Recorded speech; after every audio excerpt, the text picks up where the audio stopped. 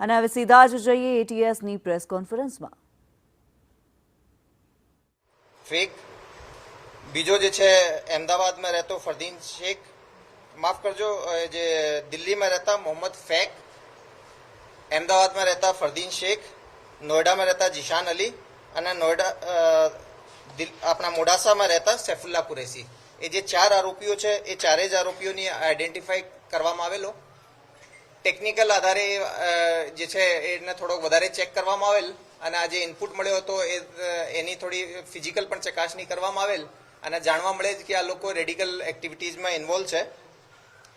આના પછી એક બહુ મોટી ટીમ બનાવવામાં આવેલ, જેમાં DYSP Harsh Upadhyay, DYSP SL Chaudhary, Nikhil Brahmbhatt, JN Chavda, PB Desai, BH Korat, AS Chavda, YS Gujjar, sub inspector Ahmed Patel, BD Vaghela, SR Chavda, RR Rathod, BJ Patel, AR Chaudhary, AP Parmar, એટલા અધિકારીઓ અને બીજા લગભગ 25 કોન્સ્ટેબલના મળીને એક ટીમ બનાવવામાં આવેલ. ટોટલ 4 ટીમ બનાવી.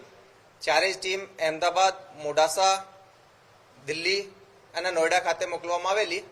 સૌથી પહેલા જે અમદાવાદ ફતેવાડીમાં રહેતા ફરદીનને ડિટેન કરવામાં આવેલ. આને પાસેથી અલકાયદાથી રિલેટેડ ઘણો બધો લિટરેચર પણ મળી આવેલ. સાથે સાથે હાલમાં જ એના દ્વારા એક તલવાર પણ પ્રોક્યોર કરવામાં આવેલી હતી, એ પણ એનાથી સીઝ કરવામાં આવેલી. એના સ્ટેટમેન્ટ આધારે જાણવા મળેલ કે એના જે સાથી જે છે, જે ઇન્ફોર્મેશન મુજબના 3 માણસો છે એ પણ આને જોડે સંકળાયેલા છે. આને ATS ખાતે લઈને FIR દાખલ કરીને એ બીજા 3 લોકોનો પણ આમનો નામ ખોલવામાં આવેલો. ત્રણેય જે ટીમો હતી એના દ્વારા બીજા 3 આરોપીઓને પણ પકડવામાં આવેલ.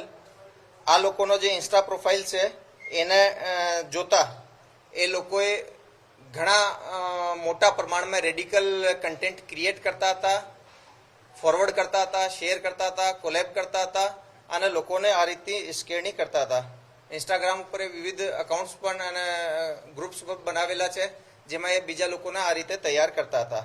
આમાં જે મુખ્ય માણસ મોહમ્મદ ફેક છે, જે દિલ્હીનો નિવાસી છે, એ પાકિસ્તાનના જે ઇન્સ્ટા અકાઉન્ટ છે જે કે આ જ ઓર્ગેનાઇઝેશન સાથે જોડાયેલા છે, આ લોકો જોડે લાઈવ કોન્ટેક્ટમાં હતો અને આ લોકોથી વિભિન્ન જે જિહાદી એક્ટિવિટીઝ માટે એ સાથે મળીને લોકો કામ કરતા હતા.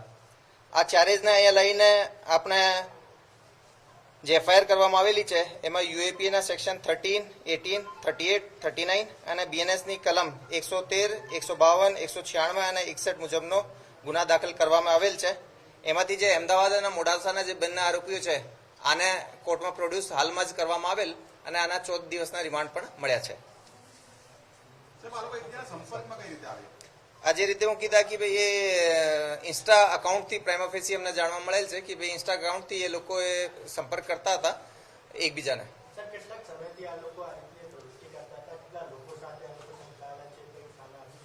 અમે જ્યારે અમને બાતમી મળી હતી એના પછી અમે જે ટેકનિકલ બીજી માહિતી કલેક્ટ કરી તો એમાં 4 લોકોનો ક્લોઝ ગ્રુપ હતો.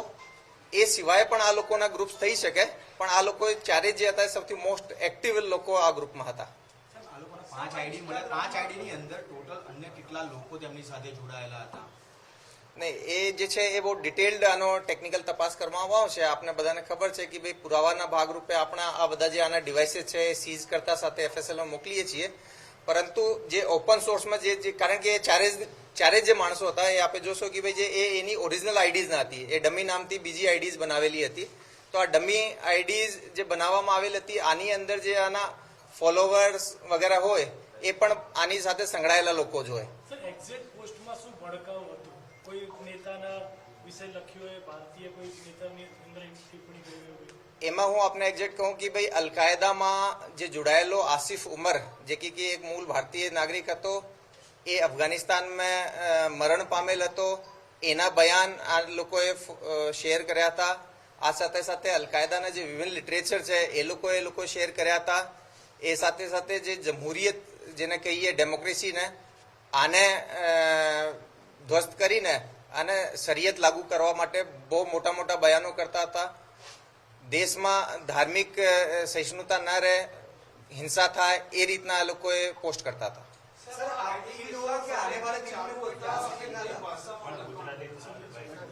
એક ક્વેશ્ચન પ્લીઝ. સર, આ લોકોનો પારિવારિક બેકગ્રાઉન્ડ શું હતું, શું કરતા હતા, અભ્યાસ હતો? એ મોટાભાગે અમે જે આની એજ પ્રોફાઇલ છે બધાની 20 થી 25 વર્ષની ઉંમરની છે. એ લોકોએ કોઈએ સિલાઈ કામ, કોઈએ રેસ્ટોરન્ટમાં કામ, કોઈ મોબાઈલ શોપમાં કામ, એ રીતના મિસલેનિયસ સેમી સ્કિલ્ડ અનસ્કિલ્ડ રીતના કામ કરતા હતા. સર કોઈ બીજો એજન્ડા હતો ઇન્સ્ટાગ્રામ પેજ ચલાવવા સિવાય? નહીં, એ લોકોના એજન્ડા બાબતમાં અમે જે દિલ્હી નોઈડાથી છે એ લોકોને આજે સવારે જ લઈને આવ્યા છીએ. એ જે બીજા આરોપીઓ છે એના પણ ધરપકડ કર્યા પછી હવે અટક કરીને રિમાન્ડ લીધા છે. એના જે પણ એજન્ડા, એની જે પૂછપરછ, એ રીતે અમે જાણકારી વધારે લઈશું. જે રીતે હું આપને કીધા કે જે અમદાવાદનો ફરદીન હતો એના પાસેથી અમે તલવાર મળી આવેલ છે, એ જ રીતે નોઈડાનો જે જીશાન છે એના ઇન્સ્ટા અકાઉન્ટમાં અમને વેપન્સના ફોટા અને વિડીયો મળી આવ્યા છે. તો એ બાબતે એ ક્યાં છે એની હાલે રિકવરી જીશાન પાસેથી નથી થઈ, પરંતુ એ બાબતે અમે આના શું પ્રયોજન હતો, શું માટે એ ચીજો રાખેલી હતી, એ રીતનો સામગ્રી, એ બાબતમાં અમે તપાસ કરી.